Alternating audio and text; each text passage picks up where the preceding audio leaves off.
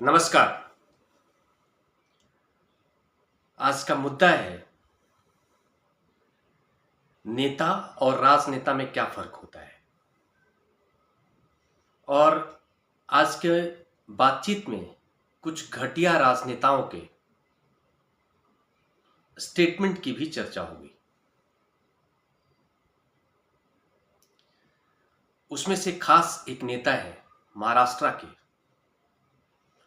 MNS के संस्थापक राज ठाकरे की बात होगी। उनके घटिया सोच की बात होगी, उनके घटिया दिए गए इंटरव्यू की बात होगी, उनके संकीर्ण सोच की बात होगी।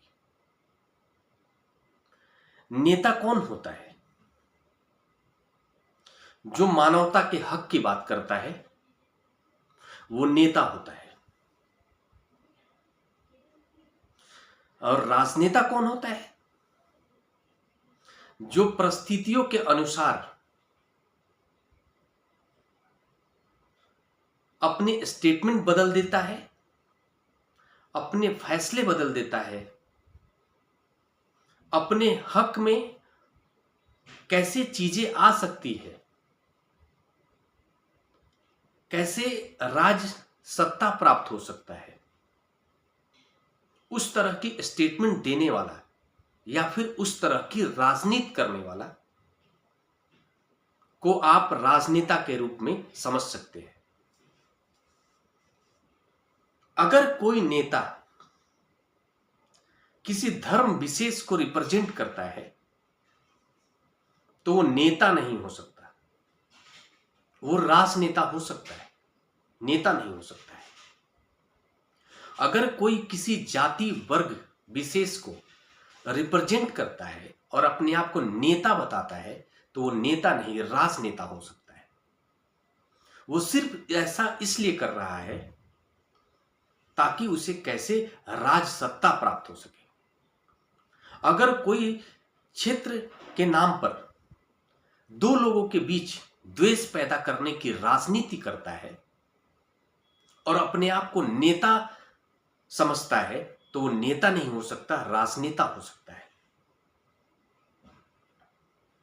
नेता वो व्यक्ति होता है जो पूरे दुनिया के जो इंसान हैं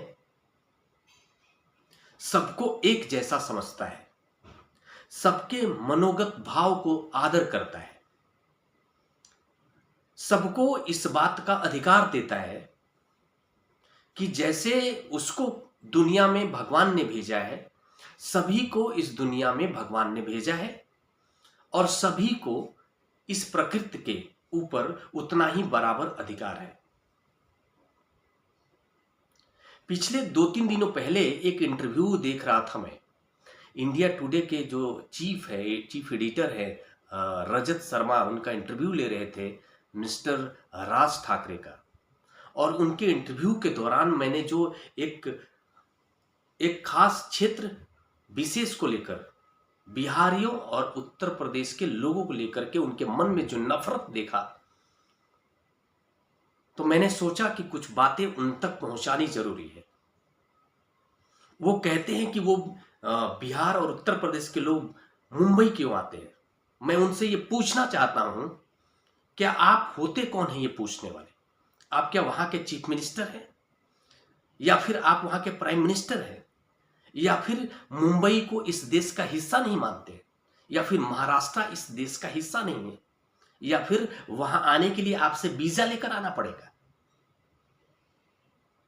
आप इस महाराष्ट्र को या फिर मुंबई को, जहां पर आने से आपको बिहारियों को तकलीफ है, जहां पर उत्तर प्रदेश के लोगों को आने से तकलीफ है, तो उसको इस देश के हिस्से से अलग कर लो और आप वहां का प्राइम मिनिस्टर बन जाओ, पासपोर्ट लेकर के आओ और फिर उसके बाद हमें जो है ना कि अलाउ करना, जब हम आपके पास वीजा मांगने के लिए आएंगे, वीजा लगाना, तब जाकर आपके पास आएंगे नौकरी करने के लिए।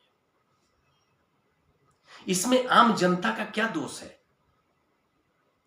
जो भोली भाली जनता वहां जाती है या फिर अच्छा समझ के जाती है, वो इसी अधिकार से जाती है क्योंकि वो मानती है कि मुंबई भी इसी देश का हिस्सा है, वो इस देश का सबसे अच्छा शहर है तो क्या उसको वहां पर जाने का हक नहीं है? आप रोकने वाले कौन होते हैं? वो इस देश की सबसे अच्छा मतलब सपनों की नगरी कहा जाता है, तो वहां पर अगर कोई अपने सपने सजाने के लिए जाता है तो आप रोकने वाले कौन होते हैं? आपको अगर इतनी ही दिक्कत है तो इसको अपने जो है ना कि तरीके से, संवैधानिक तरीके से आप इस देश के प्रधानमंत्री से बात कीजिए और कहिए कि मुंबई को अलग कीजिए। वहां के लिए एक स्पेशल सिस्टम लागू होगा कि वहां पर जाने के लिए वीजा लगेगा, तब लोग जाएंगे नौकरी करने के लिए। आपके जैसे घटिया सोच के जो राजनेता होते हैं, जो दो लोगों के बीच नफरत को पैदा करते हैं। नेता का मतलब पता है आपको क्या होता है? नेता का मतलब होता है जो दो लोगों के द्वेष को खत्म कर दे, जो दो लोगों के बीच के नफरत को प्रेम में बदल दे, वो नेता होता है। नहीं तो जो दो लोगों के द्वेष को और बढ़ाने का काम करता है, वो सिर्फ राजनेता तो हो सकता है लेकिन नेता नहीं बन सकता है। नेता वो होता है जो न्याय करता है, मानवता के लिए जो न्याय करता है वो नेता होता है। आप भले जो है ना कि अपनी अच्छी अच्छी बातें कर लेते होंगे लोगों को लुभाने के लिए, वहां की जो भोली भाली जनता है उनको लुभाने के लिए आप अच्छा लगता होगा उनको, आप जो बातें बोलते हैं, जो ये नफरत भरी बातें लोगों के लिए बोलते हैं, तो शायद आपको लगता होगा कि उनको अच्छा लगता है, लेकिन कहीं ना कहीं आप उनको भी दिक्कत में डालते हैं। आपके जैसे जो मूर्ख राजनेता होते हैं वो उस भोली भाली जनता को भी कहीं ना कहीं मुसीबत में डालती है। आपने कभी सोचा है कि कोई मराठी क्यों जो है कि जाता है अमेरिका नौकरी करने? कोई मराठी क्यों जो है कि साउथ अफ्रीका जाता है, दुबई जाता है, सऊदीया जाता है, या फिर इस देश से बाहर अलग अलग देशों में जाता है? अगर वही व्यवहार वहां के जो प्रेसिडेंट हैं या वहां के जो नेता लोग हैं उस देश के, इसी तरह से व्यवहार अगर वहां पर इसी तरह से होने लगे, तो आपने कभी सोचा है इस लेवल पे? अपनी घटिया और संकीर्ण सोच करके जेब में डालकर बैठा कीजिए। आपने कभी सोचा है कि अगर ऐसा जो है कि द्वेष, जो जिस देश में वहां के लोग जाते हैं, अगर उनके भी मन में इस तरह का द्वेष होगा तो कितना मुसीबत खड़ी हो सकती है? जो आपके ही बगल का कोई व्यक्ति जब गया होगा उसको कितनी मुसीबत हो सकती है? आपने कभी सोचा है? आपने कभी सोचा है कि कोई महाराष्ट्र का व्यक्ति किसी दूसरे राज्य में जाकर जहां रह रहा है, जिस राज्य की आप बुराई कर रहे हैं, जिस राज्य के लोगों के बारे में इतनी नफरत दिखा रहे हैं, उसको कितनी दिक्कत हो सकती है? अपनी घटिया राजनीति को छोड़ करके आपके जो है ना कि अब थोड़े मैच्योर तो हो ही गए होंगे, अराउंड 60 के आसपास का आपका एज हो गया होगा, तो इसको थोड़ा सा जो है कि अच्छे से विचार करने की आवश्यकता है। जीवन में जो है ना कि राजनीतिक तौर पर मुझे नहीं लगता कि आपने कम उपलब्धि हासिल करी है, तो अब थोड़ा सा इंसानियत के तौर पे कुछ कीजिए अच्छा, ताकि जब इस दुनिया से आप जाएं तो लोग आपको एक अच्छे इंसान के रूप में जाने, इंसानियत के नेता के रूप में जाने, मराठी नेता के रूप में नहीं जाने। किसी खास वर्ग विशेष का नेता होना वो नेता नहीं होता, वो सिर्फ राजनेता होता है। नेता वो होता है जो दो लोगों को मिलाता है, जो दो लोगों के बीच प्रेम को बढ़ाता है, वो नेता होता है। इतनी ही बात कह के मैं आपसे एक और बात कहूंगा। ये जो है ना, जिस तरह से आप कह रहे हैं कि आपने वहां पर जन्म लिया तो वो आपकी मिट्टी हो गई, और कोई बिहार में जन्म लिया तो वो उसकी मिट्टी हो गई, कोई जो है उत्तर प्रदेश में जन्म लिया तो वो उसकी मिट्टी हो गई। इसी पर एक कहानी आपको मैं कहूंगा कि पिछले जो है ना कि 1000 वर्ष पूर्व जो भी ताकतवर लोग हुआ करते थे, किसी खास वर्ग को कब्जा करके अपनी मिट्टी बना लिया करते थे। आपको पता है कि अमेरिका का क्या है हिस्ट्री? 1492 में कोलंबस जाते हैं वहां पर, भारत के रास्ते खोजते खोजते भटक जाते हैं तो वो अमेरिका पहुंच जाते हैं, और वहां पर जब बहुत बड़े भूभाग को देखते हैं उनको लगता है कि बड़ा ही अनुकूल वातावरण है,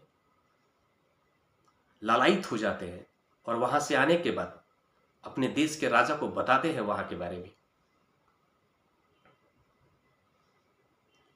तो भर भर करके उनके देश के जो यूरोपियन लोग हैं वहां जाने लगते हैं।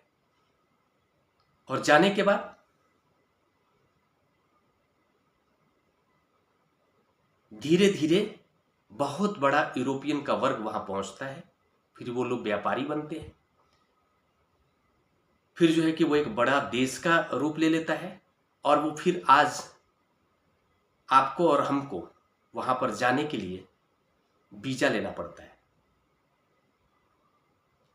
कुछ तौर पर तो ये चीजें ठीक है, लेकिन कभी आपने सोचा है कि प्रकृति के जो संसाधन है, कोई अगर खास कोई वर्ग का इंटेलिजेंट व्यक्ति ऐसा कोई भविष्य में पैदा हुआ, कल्पना कीजिएगा, जो सूर्य की रोशनी को अपने कब्जे में कर ले और आप तक सूर्य की रोशनी पहुंचने ही ना दे।